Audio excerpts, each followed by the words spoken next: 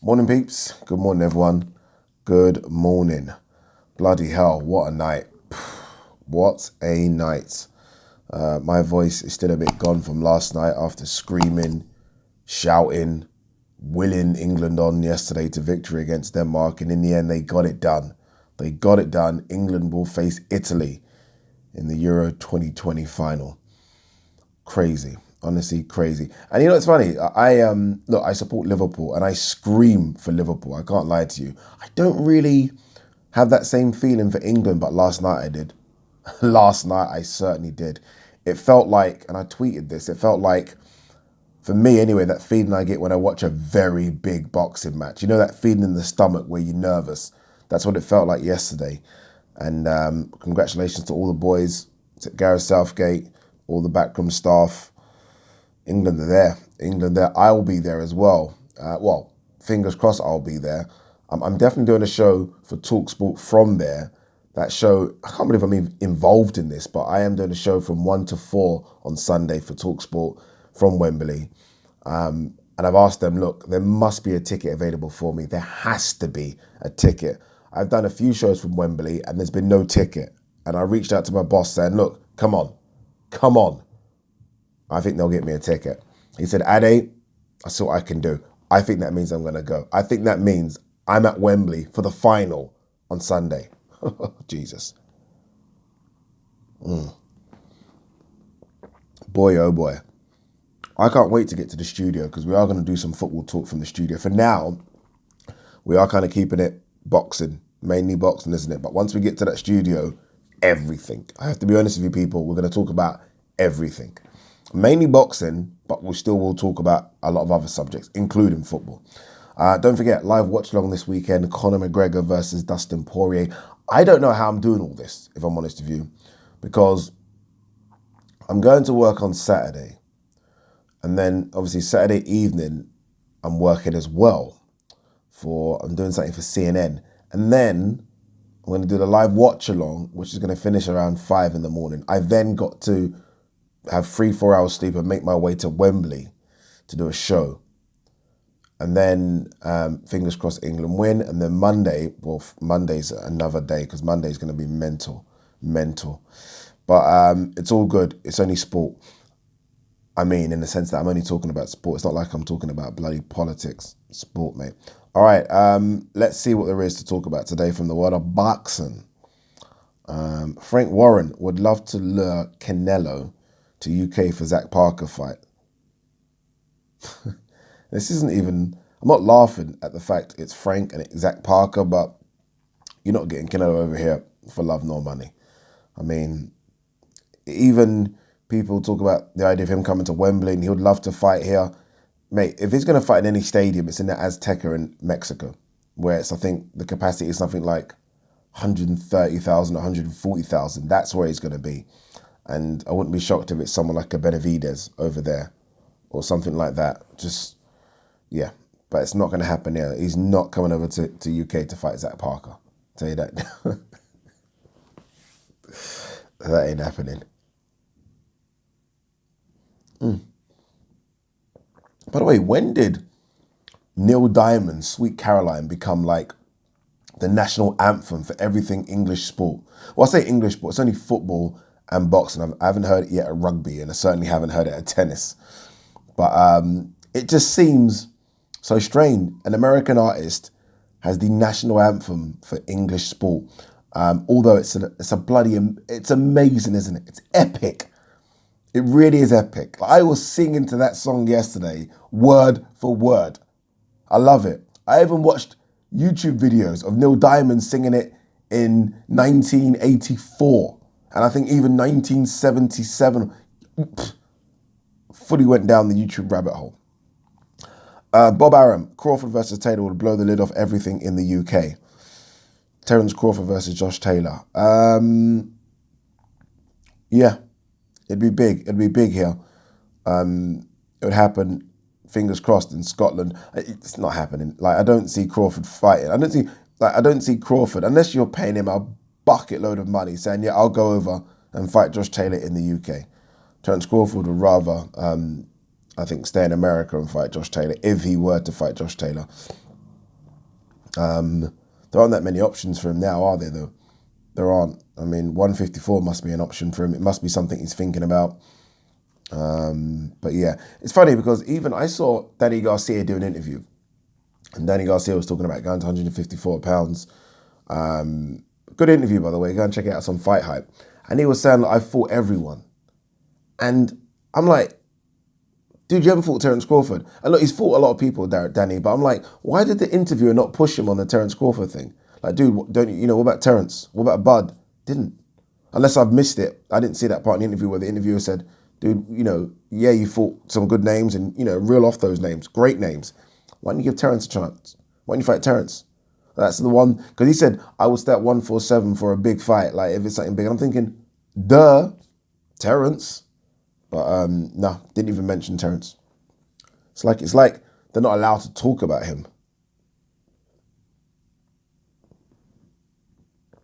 WBC President Mauricio Suleiman confirms that Dillian Whyte is not the mandatory to Fury Wilder winner.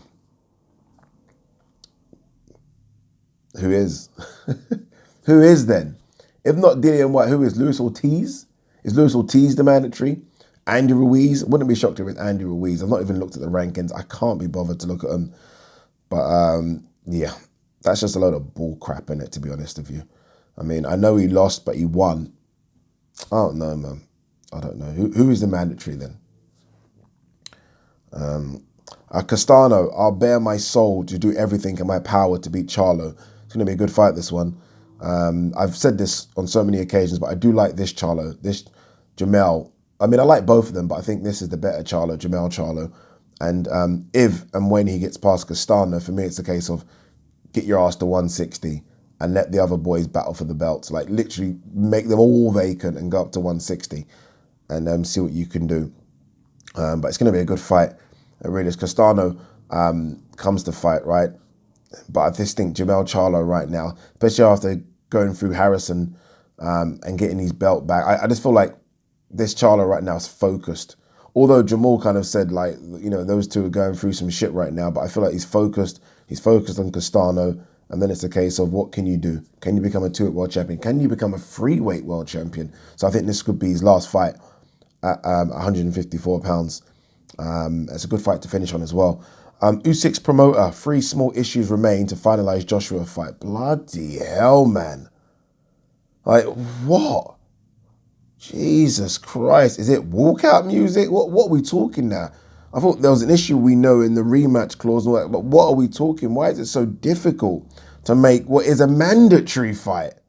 It's a mandatory. This isn't a voluntary where there should be all these negotiations. This is a mandatory. Everything really should be put in place, and it's just a case of you come and sign on the dotted line. Crazy. Nevada State Athletic Commission votes unanimously to no longer issue disciplinary action for marijuana use. It's interesting. I'm sure you guys know what's going on with the American sprinter. What's her name now? Sha'Carri Richardson? I think it's Sha'Carri Richardson. Sha'Carri Richardson, apologies. She's obviously not going to the Olympics because of marijuana use. Marijuana. Guys, not I'm fucking talking about it, right? It's early.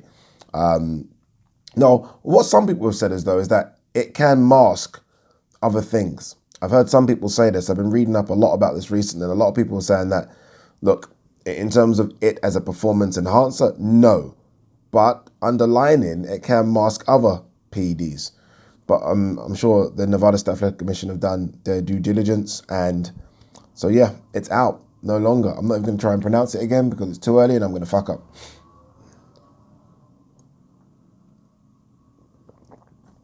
Dereck Chisora and David Haye to part ways. This came as a bit of a surprise, if I'm honest with you. As a big surprise. Just because Dereck Chisora, I thought, got with David Haye just to, more than anything, to make sure that David Haye can make as much money for him as possible. Like David Haye, we know, just from David Haye as a boxer, forget him as a manager, but David Haye as a boxer was always very shrewd when it comes to business, right? Really good business sense. Like, you think of Haymaker Promotions. I mean, he started that. Like, he's one of the, probably, I think, one of the first boxers over here to start their own promotional company that early. He started that very, very early. He was always managing his own career, right? Required no promoter. It was literally just him and Adam Booth. Yes, they got assistants over the years, but it was just literally him and Adam Booth doing everything. So Dereck Chisora obviously bring David Haye on board to make sure that he can get as much of that, as much bang for your buck, right? And David Haye obviously did that. Chisora's got a few more fights left in him, I think. So you'd think that you'd stick with David Haye just to make sure that for those few fights, right, you're talking your pension money right now, you're getting as much as possible. Maybe David Haye's slice of the pie was too big. And maybe Chisora's now thinking, I mean, I appreciate what you're doing, David, but you're making me another 20% more than I used to get, but I'm having to pay you 20%. So what's the point? So maybe it's that, yeah, it'd be interesting to see if everything changes. I mean, David Haye used to help him a lot with the strength and conditioning as well, Ruben Tavares. And that's part of David Haye's camp, really. He's been part of David Haye's camp for a while. You wonder if he's going to stick with Chisora as well, or is it just everyone parts ways? But it's been an interesting get-together with those two, especially considering that all the drama they had before. I mean, these two despised each other, not just from when they fought, but from when David Haye was trying to goad Chisora into fighting Joe Joyce. You know what I mean? That you felt like it was going to be Haye versus Chisora again. So it was weird to see these two connect, but now it's almost weird to see them disconnect. But that's boxing. Fury rejects talk of ducking Joshua. I'm shitting myself because their muscles are terrifying. Yeah, look, I've said this, and I think people, I don't know why you would think Fury's scared of Joshua. 100% no. 110% no. Now, what happens in boxing behind the scenes, we do not know when it comes to negotiating for these big fights. But I'm telling you now, Fury's not scared of Joshua. Fury's not ducking Joshua. Joshua's not ducking Fury. There's none of that going on. None of that at all. It's just the boxing idiots behind the scenes that didn't make this fight happen. But Fury's not scared of AJ. And I'm an AJ fan saying that. He's not. I'm not having it. I do think, in a weird way, though, that I know Wilder has the forehammer, but I do think AJ is a tougher fight for Fury than Wilder is. I will say that. Just because AJ's got his own forehammer as well, but I think has more boxing ability than Deontay Wilder. So I do think it's a tougher fight. But yeah, I'm with Fury here. Look, he's not going to be scared of AJ, not one bit. Billy Joe Saunders still undecided on boxing return, says Eddie Hearn. It's going to be interesting to see if he does return. Obviously, he came out a couple of months ago, didn't he, saying that if my dad says I should call it quits, then I probably will call it quits. He has made a lot of money in his last fight. Let's just say that, against Canelo. I'm sure he made, I read, what did he make, 8 million? I don't know if that was pounds or dollars, but whatever it was, it's good money. Then, though, I would tell you now, though, then, once the tax man gets hold of that, what's that, nearly half's gone. Then you pay management fees and promoter fees and sparring and camp, and then you realise you're left with 3.5, 4 million. Your ass will get back in the ring. He will. There's some big money fights out there for him. He's only lost once, and that was to Canelo. There's no shame in that. He's still a 2-weight world champion. Chris Eubank Jr. still is. It's a bit like the Amir Khan Kell Brook thing, but it still is just a big fight over here. And then there are bigger fights in America at 168. People know him now. You know, it wasn't a bad performance from Billy Joe Saunders. It was just a good performance from Canelo. So I still think there are options out there. So I wouldn't be shocked if he does continue, just because you don't leave money on the table in boxing. I always say get in, get rich, get out. But there could be a case of get in, get richer, and then get out. And I think there's still a few million left on the table. And why not? Why not?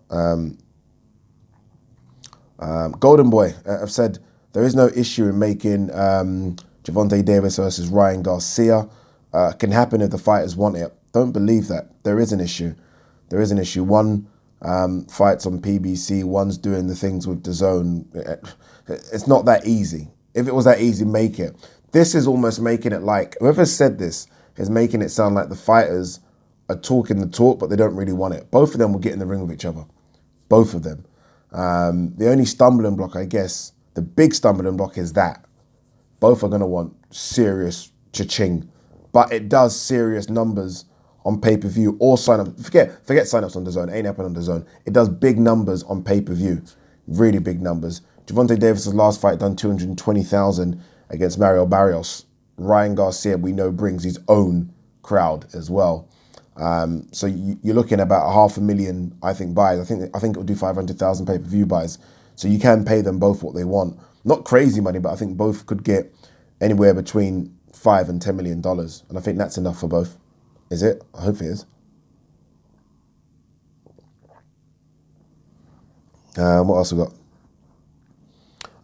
Obviously, Anthony Yarde not fighting this weekend. His opponent has pulled out. It's twice now this fight's been cancelled. I don't know if it's the same opponent, but remember, they were supposed to fight, I think, March, April, and Yarde pulled out. I think he had a tooth issue. Now his opponent's pulled out, so Yarde isn't fighting this weekend. So Lyndon Arthur headlines. It's been a bit of a weird stop-start. Like, I think there was a period, even just after the Kovalev loss, where I was like, doesn't matter, Yarde's stock is here right now, and he can go. Like, you know, you just felt that there was this excitement and, you know, this kind of next superstar growing and brewing in boxing in Anthony Yarde. I still think he has the potential to become that. I really do, by the way. But, I mean, you've got to fight. And he hasn't fought for it feels like a while. And the last time he did fight, he lost. I'm trying to look how old he is, 29, 30 in August.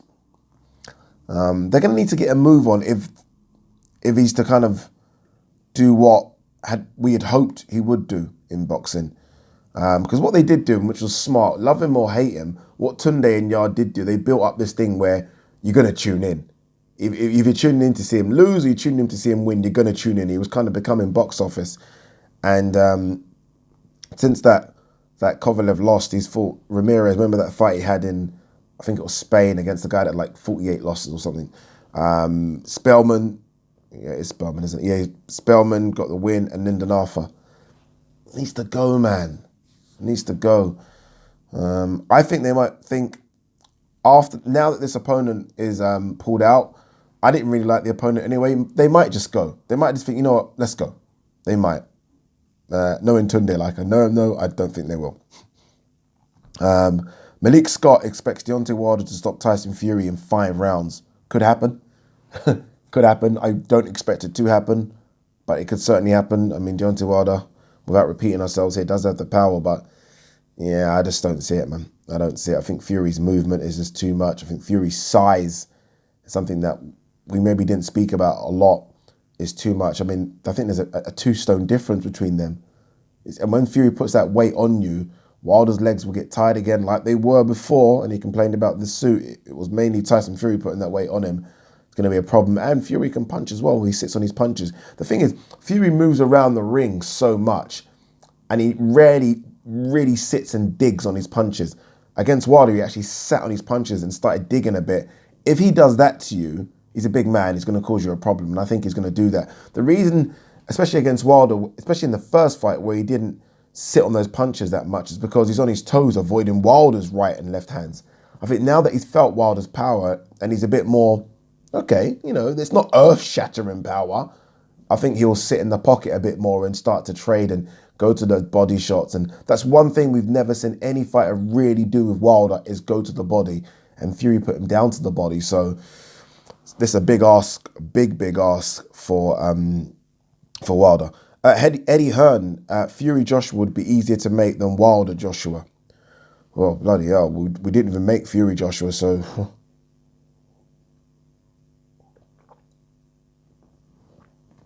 The thing, and Fury's, I think, done an interview with, it might have been Gareth A. Davis, actually, and I think he said that he doesn't care who he fights next, but he might, if he beats Wilder, have a voluntary. It's like he's already, the talk of Joshua is already done. You know, I would love for him to say, once we get the Wilder fight done, then look, we're gonna make this Joshua fight. It's gonna happen, people.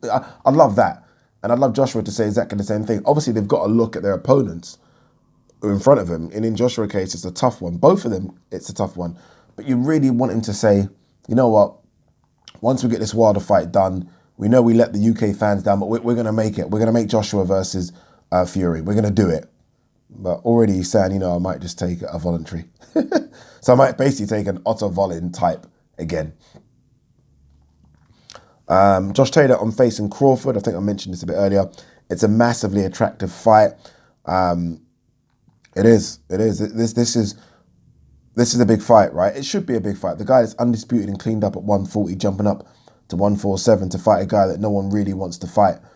Josh Taylor's still very fresh. I don't think in Terence Crawford eyes it's a big fight, but it should be. Again, you're fighting a guy that's in the pound for pound there. Josh Taylor is a pound for pound fighter. He's no worse than 8 or 9 pound for pound. Terence Crawford's no worse than number 3 or 4. So this is a legit fight. I just don't know if it's the... Obviously, he wants to fight Errol Spence, does Terence Crawford, so I don't know if it ticks that box, you know what I mean? Does it stop that itch? No. But in the meantime, it's a fight you should take if I'm Terence Crawford. It's a fight that will do well. I think it will do well. I think it will do better over here than in America. Over here, it will do very, very good numbers. It will sell out any arena over here just like that. Just like that. And then it's a case of, will it go on pay-per-view over here and do good numbers? Possibly. Possibly. All right, anything else before we rush off? Okay, final bit here. Murat Gassiev versus Michael Wallisch, set for July 22nd, which is 2 weeks' time at Tepper is out. Michael Wallisch, you know when you I've heard a name, but you can't quite remember a record. Let's have a quick look before we bounce. Okay, German boxer, Michael Wallisch. I feel like, is it Joe Joyce? Who is it? Joe Joyce. Joe Joyce beat him 25th of July. Since then, he's had 2 wins against a guy that I've seen fight many a times. I've commentated on these fights, Knife Didier, Congolese fighter based out of South Africa. I've literally commentated on about 5 of these fights, and I think he's lost 3 of them and won 2 or something. And he fought a guy called Kai Kazawa, who I've never heard of. Okay. Let's see. Look, to be fair, his only losses, he's lost 4 times. He's lost to Christian Hamer, no shame. F.A. Jagba, no shame. Tony Yoka, no shame. And Joe Joyce. So I think that's good enough for Murat Gassiev in his, 2nd fight heavyweight. Guys, peace and love.